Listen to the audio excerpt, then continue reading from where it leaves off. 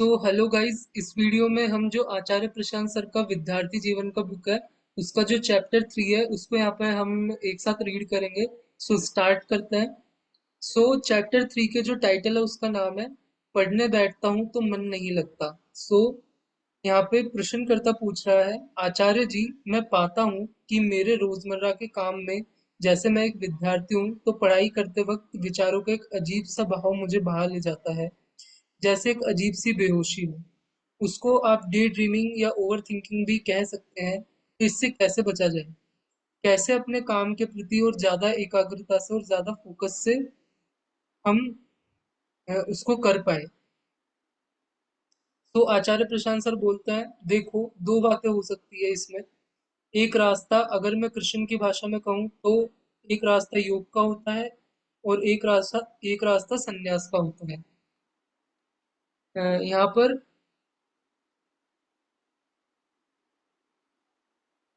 संन्यास का रास्ता कहता है कि ये जो डे ड्रीमिंग चल रही है, ये जो विचारों का प्रवाह है, इसके निकट चले जाओ और इसकी व्यर्थता को देख लो। ये आपका काम है और ये आपके मन में विचारों का प्रवाह चल रहा है और ये आप बीच में है।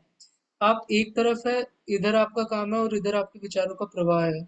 और अब आप पाते हैं कि आप झुक किधर को रहे हैं बार बार, अपने विचारों के प्रवाह की ओर। ठीक है, माने अपनी कल्पनाओं की ओर ज्यादा झुक रहे हैं, अपने काम को छोड़ रहे हैं। ऐसा ही होता है ना? तो जो संन्यास का रास्ता होता है वो ये होता है कि अच्छा चलो, अब इधर झुक ही रहे हो कल्पनाओं की ओर, तो हम अपनी कल्पनाओं को एकदम पास ही चले जाते हैं। बार बार का झंझट एक बार में ही खत्म करते हैं। ये कल्पनाएं हमें इतना बुलाती है तो हम चले ही जाते हैं ना। चले जाओ और अच्छे से उनकी छानबीन कर लो। बोलो, ये सपने मुझे इतना बुला रहे हैं, मैं देखूं तो इन सपनों का यथार्थ क्या है। बार बार भीतर ख्याल उठ रहा है कि वो वहां रसोई में बहुत बढ़िया वाला पकवान रखा है। कल्पनाओं में आ रहा है क्या स्वाद होगा, क्या सुगंध होगी। तो मैं जाकर चख ही लेता हूँ कि क्या रखा है रसोई में। खत्म करो, ये सन्यास का रास्ता है। ये रास्ता कहता है कि जिस चीज को चख लिया उससे मुक्त हो जाओगे, क्योंकि उसमें ऐसा कुछ था ही नहीं। चखने से पहले ही मुक्त हो जाओगे। जाकर देखोगे तो इतने में ही विरक्त हो जाओगे, क्योंकि वो चीज कल्पना में ही अच्छी लगती है। जब सामने आएगी तो पता चलेगा कि ये तो बिल्कुल ही बेकार है, वितृष्णा हो जाएगी। ये रास्ता संन्यास का है। ये कहता है, जाओ कल्पनाओं की छानबीन कर लो।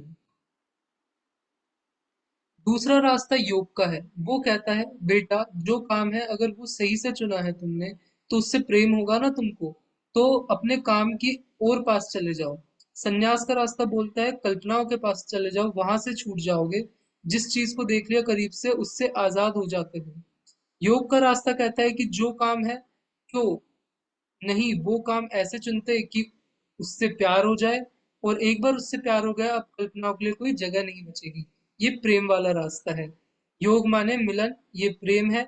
मैं यहाँ राजयोग या अष्टांग योग की बात नहीं कर रहा, मैं यहाँ मिलन की बात कर रहा हूँ। तो ये योग का रास्ता है जिसमें आप काम ही ऐसा चुनते हो जो कल्पनाओं को कोई जगह ही नहीं देता है।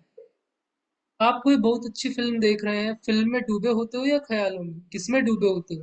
प्रश्नकर्ता बोलता है, फिल्म में। फिल्म में आप परीक्षा पत्र लिख रहे हो, गणित का सवाल हल कर रहे हो, तो आप सवाल में डूबे होते हो या ख्यालों में? तो प्रश्नकर्ता बोलता है, सवालों में। सवालों में ना। तो काम ऐसा महत्वपूर्ण पकड़ो कि कल्पनाओं के लिए कोई जगह ही ना बचे। ये योग का रास्ता है। आप दोनों में से कोई सा भी रास्ता चुन लो। कल्पनाएं बहुत भारी हो रही हो तो बोलो, आओ फिर। छुप छुप कर क्या हमें बुलाती हो, ललचाती हो, सामने ही आ जाओ। दिखाओ तो, दिखाओ जो दिखाती हो। वो पीछे से आवाज देती है पर्दे के, बोलती है, आओ आओ आओ, पुकार रही है, ललचा रही है, मेरे पास आओ, मेरे आलिंगन में आओ। बोलते हैं, हटाओ पर्दा, तुम सामने ही आओ। बताओ ऐसा क्या लुभावना और आकर्षक है तुम्हारे पास कि हम सब कुछ छोड़कर तुम्हारी तरफ आ जाएं। क्या तुम लगातार एक पीछे से विचलन बन करके हमको खींचे ही पड़ी हो? कोई हमें ध्यान से काम नहीं करने देती। तो लो, सब काम छोड़कर तुम्हारे पास आ ही गए हैं। बताओ क्या प्रस्ताव है तुम्हारे पास? प्रस्ताव सामने रखो, हमें जांच पड़ताल करने दो, देखे क्या है तुम्हारे पास। दूर रह करके बस वादे हैं। मेरे पास आओगे तो तुमको ये दूंगा, ऐसा है वैसा है। ये सब तो चलता है ना विचारों के प्रवाह में। ऐसा मिल जाएगा, वैसा मिल जाएगा, बड़ा सकाम प्रवाह होता है, बड़ा मधुर प्रवाह होता है। ऐसा होगा, वैसा होगा, बड़ा मजा आएगा, ऐसा अनुभव मिलेगा, ये मिलेगा। बोलो, रुको, ऐसे नहीं। बात ईमानदारी की होनी चाहिए। अगर सचमुच आप हमें किसी चीज का प्रस्ताव दे रहे हो, तो फिर हमें उसको मेज पर रख करके उसकी छानबीन करेंगे। ये सन्यास का रास्ता है। सन्यास मानने छोड़ना छाड़ना नहीं होता। सन्यास का मतलब यही होता है कि जो पुकार रहा है उसका अन्वेषण कर लो, उसकी जांच पड़ताल कर लो। ये सन्यास का रास्ता है। फिर योग का रास्ता क्या है? कि जो काम है वह इतना जबरदस्त चुना है कि उस काम ने जीत लिया है हमको। उस काम के दीवाने हो गए हैं हम। उस काम के अलावा जीवन में अब कोई जगह ही नहीं बची है। कोई एक चीज है जो इतनी प्यारी हो गई है कि अब किसी और चीज पर दिल आ ही नहीं सकता। ये योग का रास्ता है।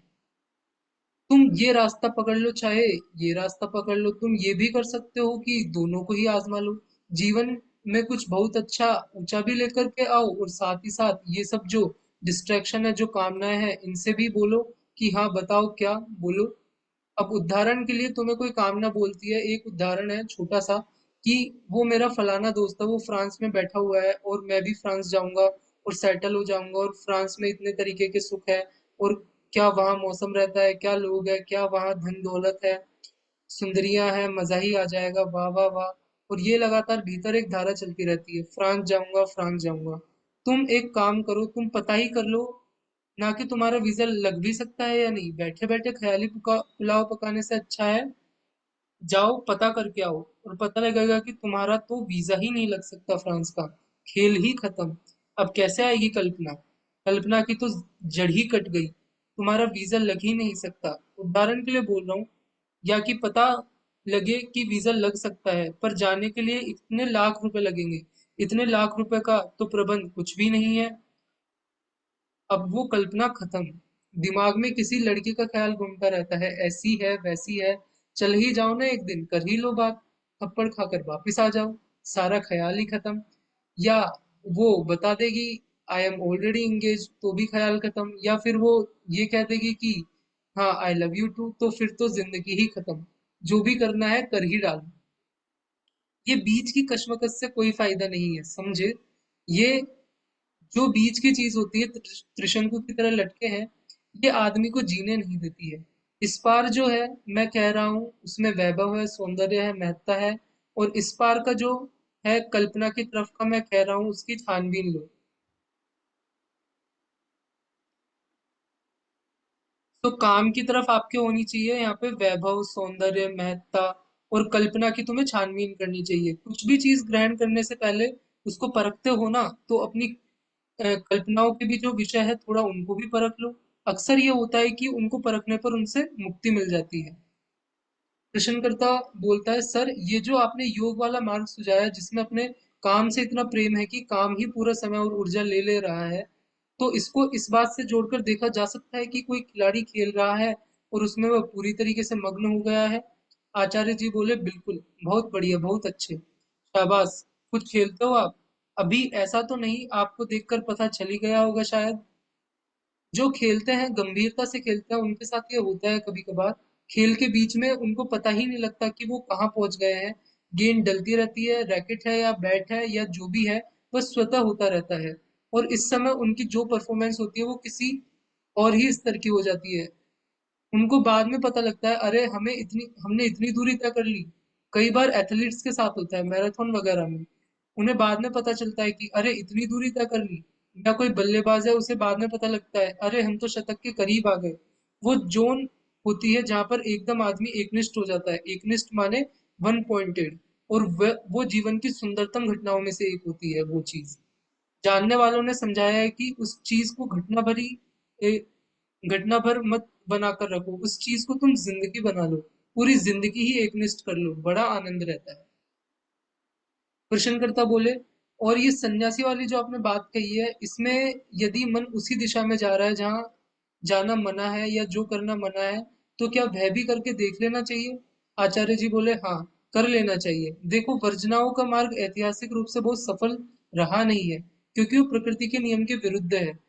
प्रकृति का नियम ये होता है कि पुरुष को अगर वर्जनाएं दोगे तो प्रकृति की ओर भागता है। तो उससे बेहतर ये होता है कि जो चीज ललचा रही हो ना, उसकी थोड़ी छानबीन ही कर लेनी चाहिए। लेकिन सुनो, सावधान रहना। मैंने छानबीन करने के लिए कहा है, भोग करने के लिए नहीं कहा है। छानबीन के नाम पर ये ना हो कि जाकर लिप्त ही हो जाओ कि सर ने तो बोला था कि जाकर छानबीन कर लो, तो पूरा जानकर, तो पूरा जाकर, तो तुम तो पूरा जाकर उसमें लथपथ ही हो गए कीचड़ में। ये नहीं कहा है। कीचड़ की जांच पड़ताल करना एक बात है और कीचड़ में लोटने लग जाना बिल्कुल दूसरी बात है। तो कीचड़ के पास जाओ, उसका थोड़ा सा सैंपल लो, उसकी जांच पड़ताल करो, ये सब ठीक है, पर उसमें लोटने मत लग जाना। क्वेश्चन करता, सर किस बिंदु पर पता चले कि अब इतनी परिपक्वता आ गई है कि अब मैं उस सैंपल का सही विश्लेषण कर सकता हूँ। जब उसके पास जाते रहो तो लगातार ये सवाल पूछते रहो, अभी होश कायम है या नहीं।